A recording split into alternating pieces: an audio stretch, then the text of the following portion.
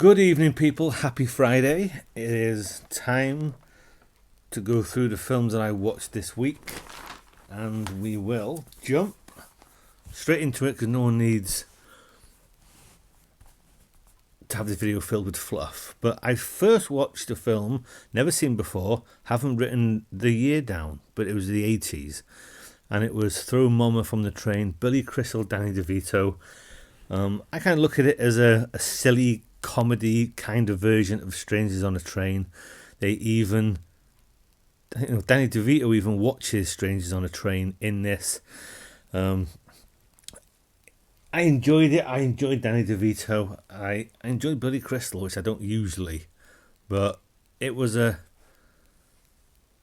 fun watch. Danny DeVito killed the ex-wife, who was Catherine Janeway. What's her name? Captain Janeway.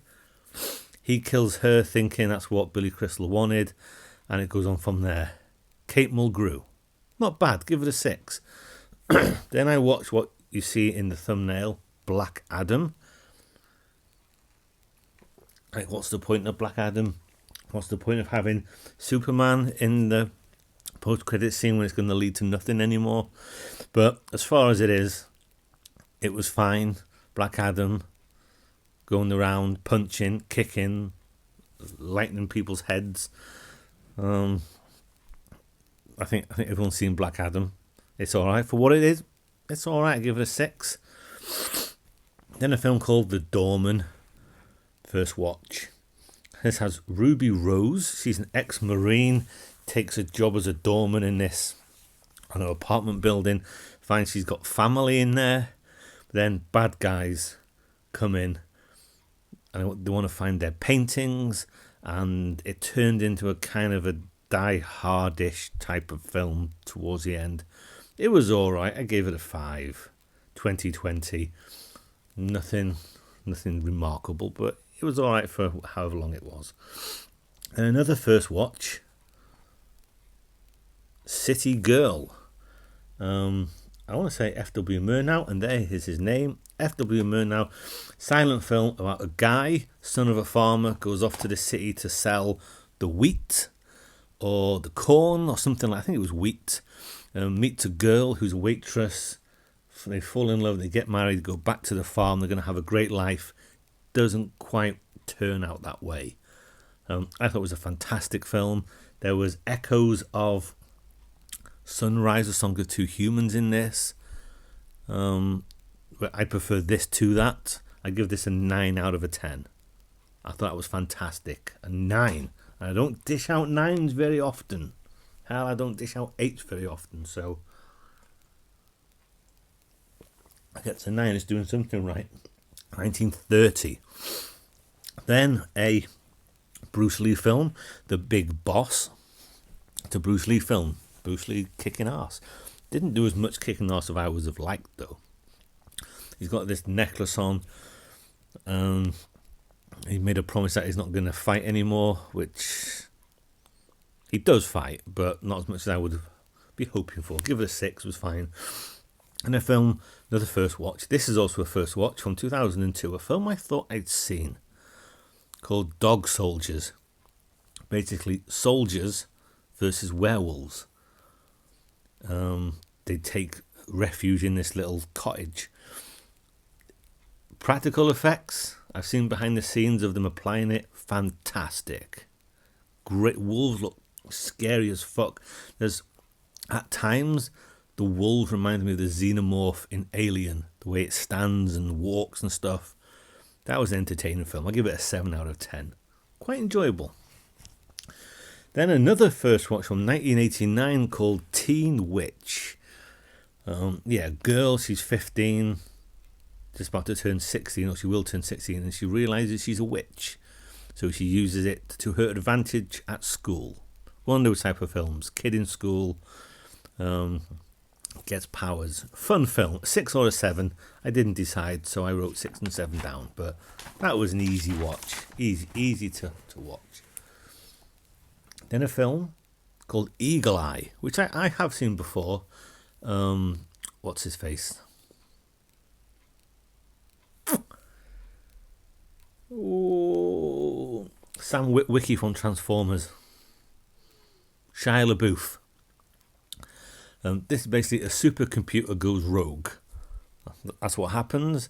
Shia LaBeouf has all this military-grade hardware in his apartment, doesn't know what's going on. FBI come in, he goes on the run with Michelle Monaghan, who's been targeted too. They go on the run, lots of action, lots of stuff going on. Highly enjoyable from 2008. I gave it a 7. Haven't seen it for a while, but I liked it. Not a first watch. This is a first watch from 1985, a film called Legend, which I didn't even know existed. It has Tom Cruise prancing around a forest, looked like a knockoff Rago version of Peter Pan.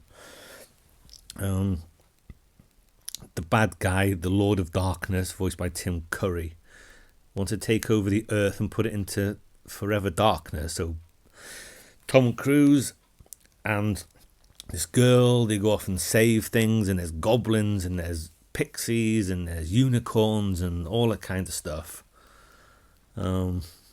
Decent. Let's give it a 6. Decent. Didn't mind it. Then from 1990, Misery. Sledgehammer. Ankles. Painful as fuck to watch. Kathy Bates is very good. A 7 out of a 10 from 1990. Seen that many times before. Then another first watch from 1985 called Once Bitten. This has Jim Carrey in it.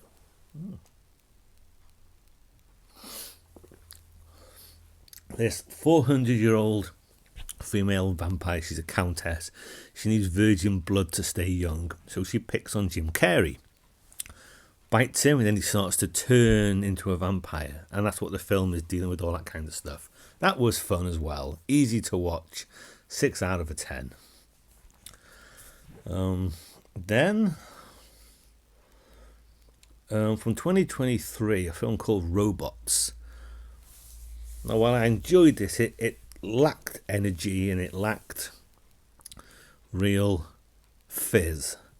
But a womanizer who was Jack Whitehall, British people will know him, and a gold digger, Shailene Woodley.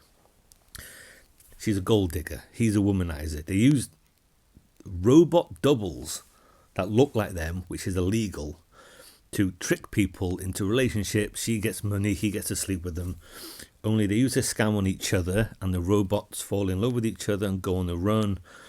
So these two, the real ones, have to team up together, and they hate each other and catch them before, the police and all them people know and find out and put them in prison.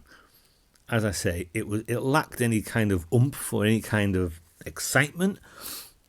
And all the way through the film, I was going, I don't like this, I'm not sure. But in the end, I give it a 6 because I didn't mind it. That's from 2023.